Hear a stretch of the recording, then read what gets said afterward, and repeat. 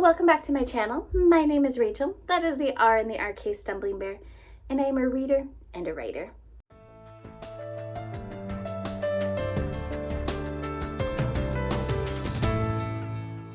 And today I am back to talk about my favorite artificial intelligence in science fiction.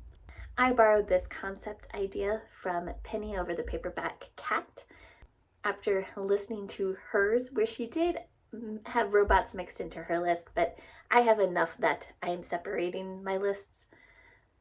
So then I thought that this would be fun. Now, to any science fiction reader, when you hear the concept artificial intelligence, you have a very clear idea in your mind of what this means, for the most part. This list today is more AI that is abstract or doesn't necessarily need a body to function. Basically what I'm trying to say is I don't really have robots for this. I'll do a video later on that has robots. So I have 10 books here that I'd like to talk about. And I did rank these from least favorite to favorite. So jumping in at number 10, I have Lovey from The Long Way to a Small Angry Planet by Becky Chambers. Lovey is the artificial intelligence of the ship, helps run things, keep things going, and has a bit of a romance with the engineer. I think Lovey is an interesting character, but I do feel that Lovey has a certain plot point to fulfill in the story, and I think it's very easy for the other characters on the ship to forget that Lovey exists. The engineer, of course, doesn't, but yeah, that's love. Coming in at number 9, I have Malware, or Mal, from Mal Goes to War by Edward Ashton. This is one I read pretty recently. And Mal is a AI who basically can body hop, not actually body, system hop would be probably more appropriate. And if a human being happens to have enough hardware put into them, he can jump into that hardware. In this book, there's a war going on between the Federalists and the Humanists. The Humanists are anti-enhancements, genetic or otherwise, except that they are being manipulated by an AI. And it just so happens that Mal is going to have to go to war with it. Number 8, I have Rose House from Rose House by Arkady Martine. Now, Arkady Martine is a very atmospheric writer, and Rose House is the AI of an architectural structure house called Rose House. When the architect died, he left very specific instructions that there was only one person that would be allowed in the house, and only for a week a year. And then Marita, a local cop, has gotten a phone call from the house stating that there is a dead body, and they have to find the person who has access, who luckily has not used up their week, and ask her to come back to help them solve this mystery of how a body could have gotten into a house that nobody else can get into. And Rose House feels a little creepy to me. Like I said, Martine is very good with the atmospheric writing. Coming in at number 7, I have Tia from After Atlas. And Tia is the AI of the main detective that we're following. Very much Tia is a tool for him to use. Yeah, and in this instance, this artificial intelligence isn't so much intelligent by itself, but it is a tool for the detective to facilitate as they are solving a crime. And we get to see really fast that who owns this detective's contract really depends on how much access and use he can make of Tia. Coming in at 6, I have the AI Ships from Woe to the Victor by Nathan Green.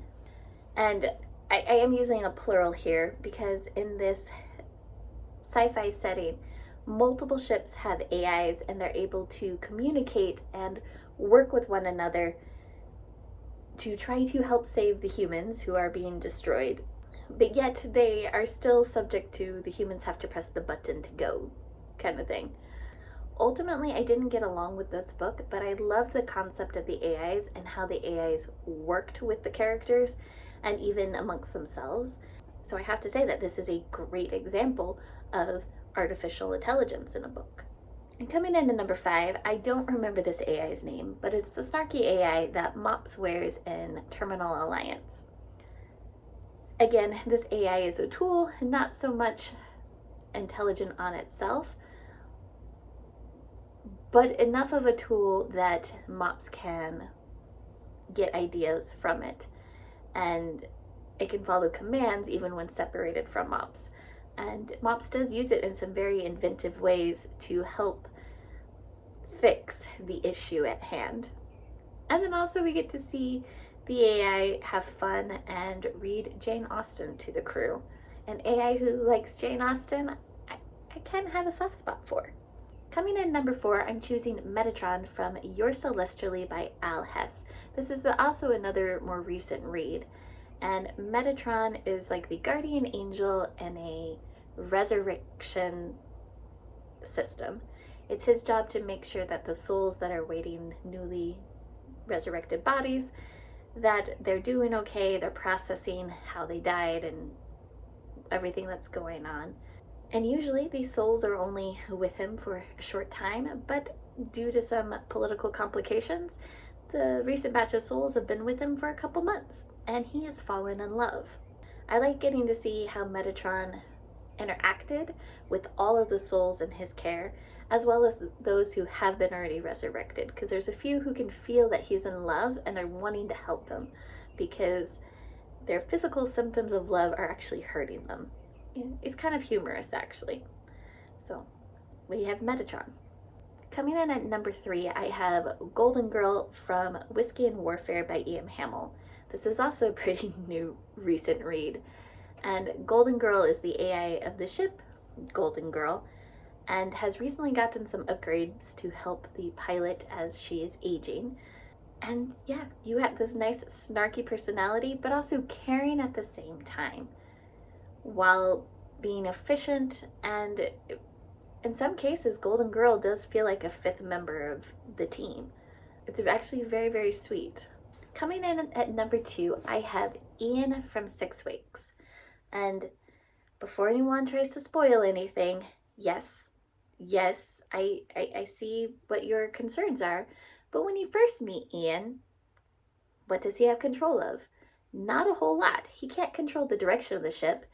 He can slow it down, he can turn off systems, but on his own really can't do much, which is why I am saying, in this case, I'm counting Ian as one of my favorite artificial intelligences. And this is a murder mystery in space that involves clones. So then coming in at number 1, my favorite AI, or artificial intelligence in science fiction, and I'm going with Cheshire Cat from Catfishing on Catnet. Catnet is a wide-ranging chat group where you answer some questions and then you're placed into a chat group of not necessarily like-minded people, but people who you would get along chatting with, basically. And the main character, Stephanie, is in a group that she feels is actually pretty diverse. We have some people who are night people, some who are morning. They don't necessarily have a whole lot in common, but they do like sharing cat photos. None of them actually know how sentient Cheshire Cat is. And Cheshire Cat gets embroiled in Stephanie's real life and some events that are happening there, because Cheshire Cat has gotten more attached to everybody who uses their catnet. They want their people to be good and healthy and safe. Very, very sweet story. And I think I forgot to say that Catfishing by Catnets by Naomi Kritzer. So these are my top 10 artificial intelligences and science fiction that are not robots. So yeah, I would love to know who your favorite artificial intelligences are in science fiction. Let me know down below.